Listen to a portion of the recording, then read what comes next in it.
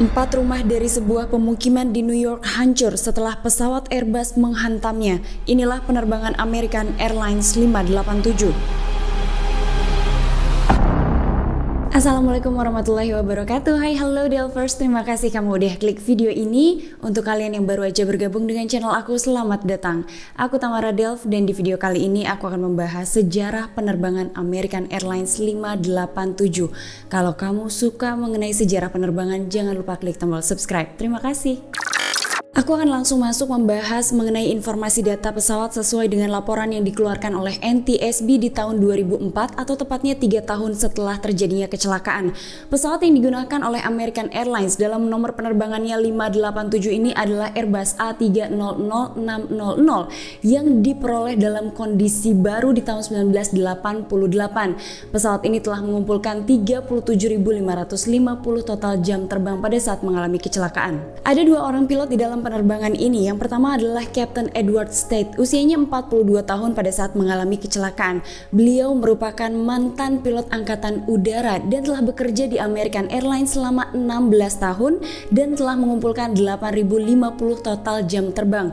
Dan di dalam penerbangan ini beliau bertugas sebagai pilot monitoring. First officer-nya adalah Stan Moline, usianya 34 tahun pada saat mengalami kecelakaan. Beliau telah bekerja di American Airlines selama 10 tahun dan telah mengumpulkan 4.403 total jam terbang, dan di dalam penerbangan ini beliau bertugas sebagai pilot penerbang. Kita take off ke kronologi. Pada tanggal 12 November 2001, Airbus A300 yang dimiliki oleh American Airlines dengan nomor penerbangan 587 dijadwalkan untuk terbang dari Bandara John F. Kennedy menuju ke Bandara Las Americas, Republik Dominika dengan membawa 251 orang penumpang dan 9 orang kru. Kru penerbangan 587 ini sedang bersiap dan melakukan checklist sebelum take off dan semuanya nampak normal. Kemudian masuk instruksi dari ATC dan memerintahkan mereka untuk taksi di belakang pesawat Boeing 747 milik Japan Airlines. Di dalam rencana penerbangannya, pesawat ini akan melintasi Jamaica Bay, kemudian mengarah ke selatan dan akhirnya akan menuju ke Republik Dominika. Setelah menunggu Boeing 747 atau pesawat yang ada di depannya ini take off, kemudian kru dari 587 ini mendapatkan instruksi dari ATC dan mereka diberikan izin juga untuk take off dari runway 31L, dan kemudian ATC juga menginformasikan agar mereka berhati-hati dengan turbulence di runway. Pesawat sudah siap untuk take off dan first officer yang pada saat itu mengontrol penerbangan sempat menanyakan kepada captain dan sempat khawatir mengenai jarak penerbangan pesawat 587 ini dengan sebuah pesawat yang baru saja take off. Tapi captain menjawab semua akan baik-baik saja. Kemungkinan ketika penerbangan 587 ini terbang, mereka berjarak sekitar 5 mil dari pesawat di depannya. Tidak lama kemudian pesawat ini mulai meluncur di runway dan pesawat ini mulai mengudara pada pukul 9:14 pagi waktu setempat. Masuk lagi instruksi dari ATC dan mengingatkan agar pesawat ini naik ke ketinggian 4.000 kaki. Ketika pesawat ini mulai mendaki, tiba-tiba saja pesawat mengalami turbulence dan terjadi guncangan yang cukup hebat. Kira-kira di ketinggian 2.300 kaki bencana ini dimulai. Pesawat mulai kehilangan ketinggiannya dan jatuh dari langit dengan membawa 31.000 kg bahan bakar, dan pesawat ini mengarah ke pemukiman Queens di New York. Bunyi peringatan terdengar di ruang kokpit dan tiba-tiba saja pesawat ini miring kemudian menukik dan akhirnya menghantam 4 rumah di Queens, New York. Pemukiman Queens, New York tiba-tiba saja menjadi kacau. Terlihat api yang menjalar kemana-mana, asap hitam yang mengepul, bahkan banyak juga teriakan warga yang ketakutan. Kecelakaan ini terjadi pada pukul 9:16 pagi waktu setempat, atau lebih tepatnya 2 menit setelah pesawat ini take off. Polisi, tim pemadam kebakaran dan ambulans segera meluncur ke lokasi kecelakaan. Ketika tim evakuasi ini tiba, mereka melihat rumah yang hancur dan puing-puing pesawat yang telah berserakan. Dari informasi petugas evakuasi diketahui sebanyak 260 orang penumpang yang ada di dalam pesawat ini dinyatakan meninggal dunia dan 5 orang orang yang berada di pemukiman juga ikut menjadi korban. Total keseluruhan korban jiwa akibat kecelakaan ini mencapai 265 orang. Ketika polisi memintai keterangan warga yang sempat melihat detik-detik pesawat ini jatuh, mereka kebanyakan menceritakan versinya masing-masing. Tapi pada saat itu polisi dapat menarik benang merah. Mereka mengatakan bahwa pesawat ini meledak di udara sebelum akhirnya jatuh menghantam pemukiman. Setelah polisi mendengarkan banyak kesaksian, FBI diturunkan untuk melakukan penyelidikan. Kita masuk ke investigasi. Setelah mendengarkan bahwa pesawat ini meledak sebelum akhirnya jatuh, maka ada banyak dugaan dari tim penyelidik FBI mengenai kemungkinan ledakan yang terjadi di dalam pesawat ini karena sebuah alat peledak. FBI tidak bekerja sendirian karena NTSB ikut turun tangan. Mereka harus menemukan sebuah jawaban dari satu pertanyaan.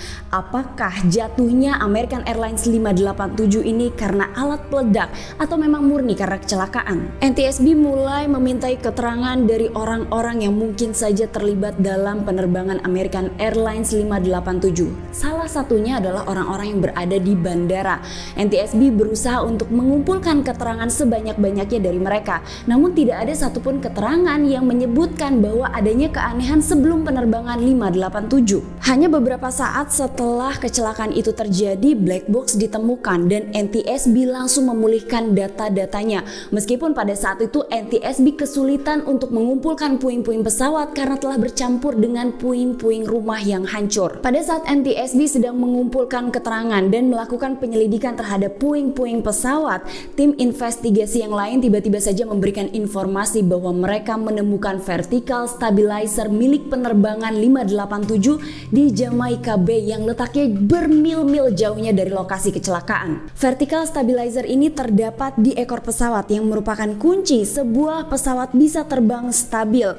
Maka tim investigasi mengindikasi bahwa benda ini terlepas sebelum akhirnya pesawat jatuh. NTSB membawa vertical stabilizer ke hanggar, begitupun dengan puing-puing yang ditemukan meskipun telah hancur di perumahan Queens, New York. Dari hasil penelitian NTSB tidak ditemukan adanya residual bahan peledak di puing-puing pesawat. Maka pada saat itu NTSB mulai berkonsultasi dengan FBI. Ada kemungkinan bahwa pesawat ini bukan jatuh karena ledakan. Setelah NTSB mengumpulkan bukti-bukti, diantaranya adalah keterangan dari bandara yang tidak menemukan adanya hal yang aneh, kemudian juga tim penyelidik tidak menemukan adanya residual bahan peledak, maka kemudian NTSB mengatakan kepada FBI kecelakaan yang dialami oleh American Airlines 587 ini bukan karena alat peledak. Sejak saat itu maka FBI meninggalkan penyelidikan mengenai American Airlines 587. NTSB kemudian beralih pada penyelidikan dari vertical stabilizer yang telah ditemukan di Jamaica Bay. Mereka menemukan fakta bahwa ada sambungan skrup yang terlepas dari vertical stabilizer. Jadi vertical stabilizer ini terhubung atau tersambung menggunakan 3 pasang sambungan skrup. Maka tim investigasi pada saat itu khawatir ada kesalahan dalam pembuatan pesawat dan mereka harus memeriksa catatan pembuatan pesawat. Mereka mengungkap bahwa adanya delaminasi, yaitu pemisahan ratusan lapisan yang membentuk komposit materi-materi yang mulai mengelupas. Tapi ternyata setelah diselidiki lebih jauh tidak ada kelainan atau keanehan dari komposit maupun skrup yang berada di Airbus A300 ini. Tapi meskipun demikian, tim investigasi tetap melakukan penyelidikan mengenai vertical stabilizer dan skrupnya dan membuktikan bahwa dengan beban 90.000 kg, skrup ini akan terlepas dan Airbus harus memperbaiki sistem itu. Tim investigasi akhirnya kembali pada penyelidikan CVR dan mereka mengetahui bahwa ternyata ada informasi mengenai turbulence dari menara ATC. Kemudian juga ada percakapan antara kedua pilot ini mengenai turbulensi. Maka pada saat itu mereka mencoba mendalami apa yang mungkin terjadi di dalam penerbangan ini. Sambil menunggu penyelidikan dari rekaman CVR, maka tim investigasi mulai kembali pada pemeriksaan radar yang bergerak tidak normal dengan sudut 11 derajat. Tim mencari tahu lewat simulasi komputer dan mencoba menggerakkan radar 3 kali ke kiri dan ke kanan dengan sudut 11 derajat. Setiap gerakan membuat kekuatan aerodinamis meningkat dan mereka menemukan inti masalah lepasnya stabilizer. Kembali ke penyelidikan CVR, tim investigasi kemudian menemukan beberapa hal yang aneh karena tim investigasi mendengar bahwa pada saat terjadinya turbulence, Captain sempat menanyakan kepada first officer-nya, apakah kamu baik-baik saja? Karena kemungkinan Captain ini melihat ada reaksi yang berlebihan dari first officer pada saat terjadinya turbulence. Nah, dari percakapan itu juga diketahui bahwa Captain menyebutkan ini adalah turbulence yang kecil. Tapi kenapa first officer terlihat seperti tegang dan bereaksi berlebihan? Nah, tim investigasi bertanya-tanya bagaimana mungkin seorang pilot berpengalaman bisa mengalami sesuatu hal yang aneh ketika turbulence terjadi. Tim investigasi kemudian menyelidiki catatan dari kedua pilot ini dan juga memintai keterangan dari pilot lain yang sempat bekerja dengan first officer. Nah, dari keterangan sang pilot ini diketahui bahwa pada saat ia bekerja dengan first officer 7 tahun yang lalu ia melakukan hal yang sama. Ia terlihat bereaksi berlebihan ketika terjadi turbulence. Tim investigasi kemudian menanyakan lagi kepada sang pilot bagaimana mungkin first officer bisa melakukan hal seperti itu. Ternyata dari keterangan pilot inilah diketahui memang training yang diberikan oleh American Airlines mengharuskan pilot-pilotnya untuk melakukan hal tersebut pada saat terjadinya turbulence. Training American Airlines pada saat itu mengharuskan seluruh pilotnya untuk segera keluar dari turbulence bagaimanapun caranya. Di antaranya adalah dengan menggerakkan kontrol pesawat. Bahkan meskipun turbulence yang terjadi itu sangat kecil, tapi mereka harus melakukan semua daya upaya mereka untuk bisa keluar dari turbulence secepatnya. Tapi kenapa dengan turbulence kecil first officer harus melakukan sebuah tindakan yang besar? Maka tim investigasi mulai menelusuri training yang dilakukan oleh American Airlines dan di sanalah mereka mengetahui bahwa training American Airlines seringkali membuat sebuah skenario mustahil pada saat simulasi penerbangan. Karena skenario yang mustahil pada saat training, maka membuat first officer ini berlebihan pada saat terjadinya turbulensi dan ini akhirnya menyebabkan kecelakaan karena ia memasukkan input yang berlebih pada saat terjadinya turbulence. Dan turbulence yang terjadi saat itu dalam skala kecil, hanya saja karena reaksi first officer berlebih untuk mengendalikan pesawat, terjadilah guncangan yang cukup hebat sebelum kecelakaan. Tim investigasi juga menemukan fakta bahwa setelah vertical stabilizer ini jatuh di Jamaica Bay, tidak lama berselang kemudian 2 mesin pesawat juga ikut jatuh. Dengan kata lain, pesawat ini memang tidak bisa lagi diselamatkan. Tim investigasi akhirnya menyimpulkan kecelakaan ini terjadi akibat input kemudian tidak perlu dan berlebihan dari first officer yang akhirnya membuat vertical stabilizer lepas dan pesawat jatuh hanya beberapa saat setelah turbulence terjadi. Akibat dari kecelakaan ini kemudian NTSB memberikan beberapa rekomendasi, di antaranya adalah menekankan persyaratan sertifikasi struktural untuk kemudi dan stabilizer. Kemudian karena adanya reaksi yang berlebih dari first officer pada saat terjadinya turbulence, maka American Airlines harus memiliki program training yang lebih baik. Itulah informasi dari sejarah penerbangan American Airlines 587 dari channel Tamara Delf. Semoga bermanfaat. Halo, kalian pasti nungguin banget ya komennya dibacain. Oke, aku akan langsung bacain 3 komen dari video yang terakhir ya. Yang pertama aku bacain adalah dari Ki Rizky. Hai Kak Tamara, kenalin saya penggemar channel kakak sebelum ada materi penerbangan. Senang karena kakak masih berkarya sampai saat ini dengan berbagai info penerbangan yang sangat detail. Sehat selalu kakak dan terima kasih banyak memberikan kami edukasi penerbangannya. Terima kasih juga buat Kak Ki Rizky yang sudah menemani channel aku bahkan sebelum aku membahas mengenai sejarah penerbangan. Seneng aku dengernya, terima kasih ya Kak. Kemudian yang kedua adalah dari Aira Official. Nonton Kak Tamara sambil makan enak tahu, apalagi nonton di TV. Enak ya. By the way, kalau nonton di TV itu sama kakakku Kak. Jadi dulu kakakku pengen cita-cita jadi pilot, nggak bisa digapai. Semangat terus Kak Tamara Delf, aku bangga jadi Delvers. Semoga cita-cita kakaknya digantikan dengan yang lebih baik dan aku juga bangga punya kalian Delvers.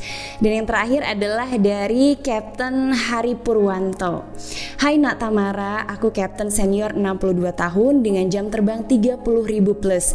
Jujur aku senang mengikuti cerita insiden aksiden aviasi yang kau ceritakan kembali. Terima kasih ya, terus semangat memberi pengetahuan ke orang lain. Barakallah. Hari P. Captain, terima kasih banyak. Ini adalah salah satu support untuk aku yang bikin aku semangat untuk terus bisa menceritakan sejarah penerbangan. Sukses juga untuk Captain dan semoga semuanya lancar dalam penerbangannya. Aku nggak tahu sih ngomong apa, aku grogi. Terima kasih banyak Captain. Nah terus kemarin ada yang nanya gimana sih caranya komentar dibacain Kak, udah berkali-kali komen tapi kok nggak dibacain. Jadi itu nggak pernah dikonsep sama aku langsung random aja. Sebelum syuting aku pilih dari ribuan itu, aku pilih terus aku bacain deh. Jadi ada yang request pesen di Instagram atau di DM Instagram itu nggak pernah aku ini juga sih, nggak pernah aku pilih dari sana juga, tapi langsung aja aku random. Jadi banyak-banyak doa dan terus komen biar suatu saat nanti komentar kamu aku bacain di video aku. Nah bener-bener komennya yang unik biar dibacain, karena kalau request kayaknya itu akan masuk ke list yang lain ya. Nggak dibacain, jahat banget. Oh gitu. Terima kasih ya kamu udah nonton video aku hari ini. Jangan lupa di subscribe, di like, dinyalakan lonceng notifikasinya. Aku juga mau salam-salam untuk semua captain yang bekerja di dunia penerbangan. Sampai ketemu di udara ya Cap. Terima kasih, sampai ketemu di episode selanjutnya. Assalamualaikum warahmatullahi wabarakatuh.